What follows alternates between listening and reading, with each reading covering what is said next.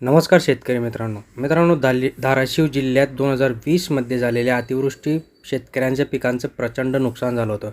पीक विमा भरलेल्या शेतकऱ्यांना नुकसान भरपाई देण्यासाठी संबंधित कंपन्या टाळाटाळ करत होत्या आणि यासाठी खूप काही मोठं आंदोलन देखील झालं होतं. खासदार ओमराजे निंबाळकर, आमदार कैलास पाटील या जोडीने शेतकऱ्यांच्या पीक विम्याची थकीत रक्कम मिळवून देण्यासाठी न्यायालयीन लढाई लढली. अखेर 5 या लढ्यात यश मिळाले असताना पीक विम्यासाठी 134 कोटी रुपये पात्र शेतकऱ्यांना वितरित करण्यास मान्यता मिळाली आहे आणि ही आनंदाची बातमी.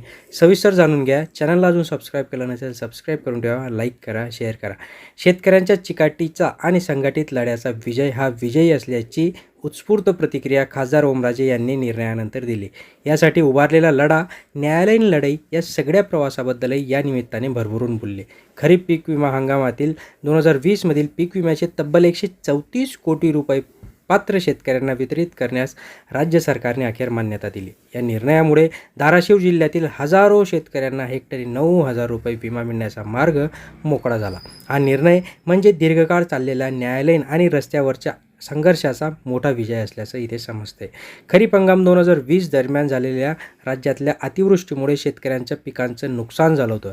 धाराशिव जिल्ह्यातील शेतकरी अक्षरशः उद्ध्वस्त झाले होते. मात्र पीक विमा कंपन्या ज्या आहेत त्या नेहमीप्रमाणे टाळाटाळ करताना आपल्याला दिसल्या आणि यासाठी आमरण उपोषणाचे आंदोलन देखील पुकारले होते. प्रशासनाला जागे करण्यासाठी शेतकऱ्यांसह शिवसैनिक आणि रस्त्यावर उतरून तीव्र लढा उभारला. या संघर्षामुळे पात्र शेतकऱ्यांची संख्या 1,69,086 वरून तब्बल 3,53,499 एवढी वाढली होती. जिल्हाधिकाऱ्यांनी पीक विमा कंपन्यात अवमान याचिका दाखल करत हा शेतकऱ्यांसाठी पहिला टप्पा पार केला आहे. न्याय मिळण्यासाठी उच्च न्यायालयात शेतकऱ्यांच्या माध्यमातून जनहित याचिका दाखल करण्यात आली होती. 6 मे 2022 रोजी उच्च न्यायालयाने पात्र शेतकऱ्यांना नुकसान भरपाई देण्याचे स्पष्ट निर्देश दिले होते. मात्र विमा कंपन्या नेहमीप्रमाणे टाळाटाळ करत होत्या. राज्य मंत्रिमंडळाने खरीप 2020चा दुसरा हप्ता व रब्बी 2020-21 साठीचा प्रीमियम सबसिडी स्थगिती ठेवण्याचा निर्णय घेतला होता. या निर्णयाविरोधात इन्शुरन्स कंपनीने सर्वोच्च न्यायालयात विशेष अनुमती याचिका दाखल केल्या. मात्र 5 सप्टेंबर 2022 व 30 सप्टेंबर 2022 रोजी या फेटाळल्या आल्या होत्या. त्यानंतर संभाजीनगर खंडपीठाने रीट याचिका दाखल करत माननीय उच्च न्यायालयाने 75 कोटी व 17 कोटी रुपये व्याज शेतकऱ्यांना वितरित करण्यास राज्य सरकारकडे जमा करण्याचे आदेश दिले.